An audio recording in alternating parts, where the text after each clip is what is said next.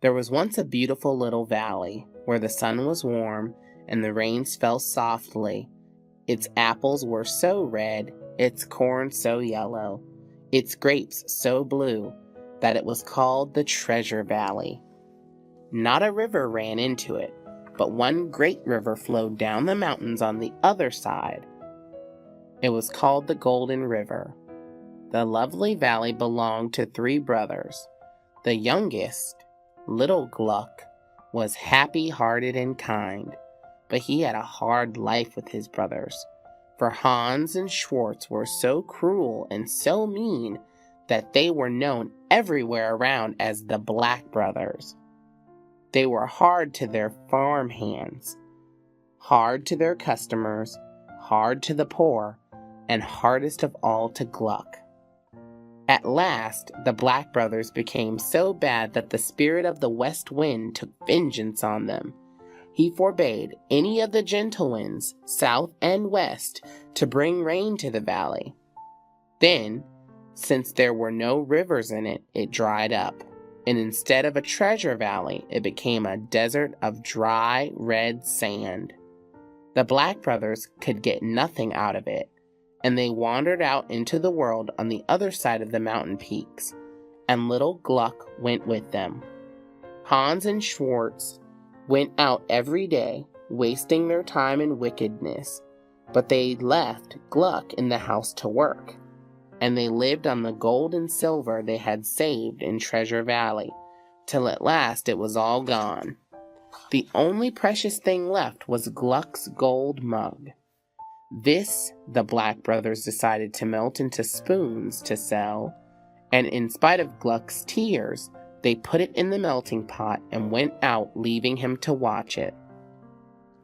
Poor little Gluck sat at the window, trying not to cry for his dear golden mug, and as the sun began to go down, he saw the beautiful cataract of the Golden River turn red and yellow and then pure gold.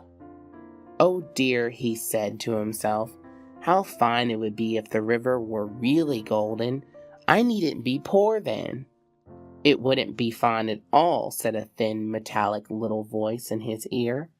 "Mercy, what's that?" said Gluck, looking all about, but nobody was there.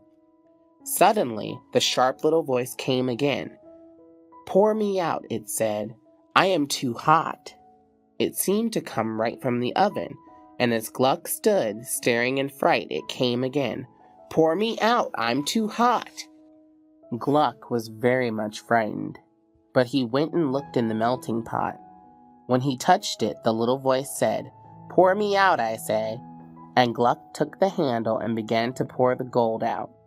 First came out a tiny pair of yellow legs, then a pair of yellow coat tails, then a strange little yellow body, and last a wee yellow face with long curls of gold hair, and the whole put itself together as it fell and stood up on the floor, the strangest little yellow dwarf, about 1 foot high. "Dear me," said Gluck. But the little yellow man said, "Gluck, do you know who I am? I am the King of the Golden River." Gluck did not know what to say, so he said nothing. And indeed, the little man gave him no chance. He said, "Gluck, I've been watching you, and what I have seen of you I like. Listen, and I will tell you something for your good. Whoever shall climb to the top of the mountain from which the Golden River falls, and shall cast into its waters 3 drops of holy water, for him and him only shall its waters turn to gold. But no one can succeed except at the first trial, and anyone who casts unholy water in the river will be turned into a black stone." And then, before Gluck could draw his breath, the king walked straight into the hottest flame of the fire and vanished up the chimney. When Gluck's brothers came home, they beat him black and blue because the mug was gone. But when he told them about the King of the Golden River, they quarreled all night as to which should go to get the gold. At last, Hans, who was the stronger, got the better of Schwartz and started off. The priest would not give such a bad man any holy water, so he stole a bottle full. Then he took a basket of bread and wine and began to climb the mountain. He climbed fast and soon came to the end of the first hill, but there he found a great glacier, a hill of ice, which he had never seen before. It was horrible to cross. The ice was slippery, great gulfs yawned before him, and noises like groans and shrieks came from under his feet. He lost his basket of bread and wine and was quite faint with fear and exhaustion when his feet touched firm ground again. Next he came to a hill of hot red rock, without a bit of grass to ease the feet, or a particle of shade. After an hour's climb, he was so thirsty that he felt that he must drink. He looked at the flask of water. 3 drops are enough, he thought. I will just cool my lips. He was lifting the flask to his lips when he saw something beside him in the path. It was a small dog, and it seemed to be dying of thirst. Its tongue was out, its legs were lifeless, and a swarm of black ants were crawling about its lips. It looked piteously at the bottle which Hans had. Hans raised the bottle, drank, kicked at the animal, and passed on. A strange black shadow came across the blue sky. Another hour Hans climbed. The rocks grew hotter and the way steeper every moment. At last he could bear it no longer. He must drink. The bottle was half empty, but he decided to drink half of what was left. As he lifted it, something moved in the path beside him.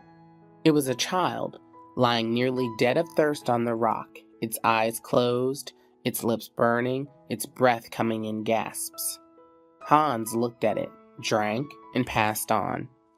A dark cloud came over the sun, and long shadows crept up the mountainside. It grew very steep now, and the air weighed like lead on Hans's forehead. But the Golden River was very near. Hans stopped a moment to breathe, then started to climb the last height. As he clambered on, he saw an old man lying in the path. His eyes were sunken and his face deadly pale. "Water," he said, "water." "I have none for you," said Hans. "You have had your share of life." He strode over the old man's body and climbed on. A flash of blue lightning dazzled him for an instant, and then the heavens were dark. At last Hans stood on the brink of the cataract of the Golden River. The sound of its roaring filled the air. He drew the flask from his side and hurled it into the torrent. As he did so, an icy chill shot through him. He shrieked and fell, and the river rose and flowed over the black stone. When Hans did not come back, Gluck grieved, but Schwartz was glad. He decided to go and get the gold for himself. He thought it might not do to steal the holy water, as Hans had done, so he took the money little Gluck had earned and bought holy water of a bad priest. Then he took a basket of bread and wine and started off. He came to the great hill of ice, and was as surprised as Hans had been, and found it as hard to cross. Many times he slipped, and he was much frightened at the noises, and was very glad to get across, although he had lost his basket of bread and wine. Then he came to the same hill of sharp red stone, without grass or shade, that Hans had climbed, and like Hans he became very thirsty. Like Hans, too, he decided to drink a little of the water. As he raised it to his lips, he suddenly saw the same fair child that Hans had seen. "Water," said the child, "water, I am dying." "I have not enough for myself," said Schwartz, and passed on. A low bank of black cloud rose out of the west. When he had climbed for another hour, the thirst overcame him again, and again he lifted the flask to his lips. As he did so, he saw an old man who begged for water. "I have not enough for myself," said Schwartz, and passed on. A mist of the color of blood came over the river. Then Schwartz climbed for another hour, and once more he had to drink. This time, as he lifted the flask, he thought he saw his brother Hans before him. The figure stretched its arms to him and cried out for water. "Ha ha!" laughed Schwartz. "Do you suppose I brought the water up here for you?" And he strode over the figure. But when he had gone a few yards farther, he looked back, and the figure was not there.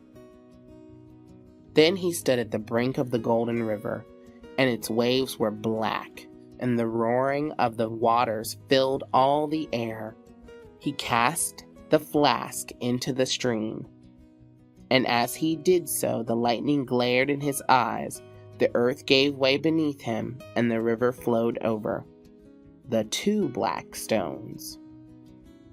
When Gluck found himself alone, he at last decided to try his luck with the king of the Golden River. The priest gave him some holy water as soon as he asked for it, and with this and a basket of bread, he started off. The hill of ice was much harder for Gluck to climb, because he was not so strong as his brothers. He lost his bread, fell often, and was exhausted when he got on firm ground. He began to climb the hill in the hottest part of the day. When he had climbed for an hour, he was very thirsty, and lifted the bottle to drink a little water. As he did so, he saw a feeble old man coming down the path toward him. "I am faint with thirst," said the old man. "Will you give me some of that water?" Gluck saw that he was pale and tired, so he gave him the water, saying, "Please don't drink it all." But the old man drank a great deal, and gave back the bottle 2/3 emptied. Then he bade Gluck good speed, and Gluck went on merrily. Some grass appeared on the path, and the grasshoppers began to sing. At the end of another hour, Gluck felt that he must drink again. But as he raised the flask, he saw a little child lying by the roadside, and it cried out pitifully for water. After a struggle with himself, Gluck decided to bear the thirst a little longer. He put the bottle to the child's lips, and it drank all but a few drops. Then it got up and ran down the hill. All kinds of sweet flowers began to grow on the rocks, and crimson and purple butterflies flitted about in the air. At the end of another hour, Gluck's thirst was almost unbearable. He saw that there were only 5 or 6 drops of water in the bottle, however, and he did not dare to drink. So he was putting the flask away again when he saw a little dog on the rocks, gasping for breath. He looked at it, and then at the Golden River, and he remembered the dwarf's words, "No one can succeed except at the first trial." And he tried to pass the dog, but it whined piteously, and Gluck stopped. He could not bear to pass it. "Confound the king and his gold too," he said, and he poured the few drops of water into the dog's mouth. The dog sprang up, its tail disappeared, its nose grew red, and its eyes twinkled. The next minute the dog was gone, and the king of the Golden River stood there. He stooped and plucked a lily that grew beside Gluck's feet. 3 drops of dew were on its white leaves. These the dwarf shook into the flask, which Gluck held in his hand. "Cast these into the river," he said, "and go down the other side of the mountains into the treasure valley." Then he disappeared. Gluck stood on the brink of the Golden River and cast the 3 drops of dew into the stream. Where they fell, a little whirlpool opened, but the water did not turn to gold. Indeed, the water seemed vanishing altogether. Gluck was disappointed not to see gold, but he obeyed the king of the Golden River and went down the other side of the mountains. When he came out into the treasure valley, a river, like the Golden River, was springing from a new cleft in the rocks above and flowing among the heaps of dry sand. And then fresh grass sprang beside the river, flowers opened along its sides, and vines began to cover the whole valley. The Treasure Valley was becoming a garden again. Gluck lived in the valley, and his grapes were blue, and his apples were red, and his corn was yellow, and the poor were never driven from his door. For him, as the king had promised, the river was really a river of gold.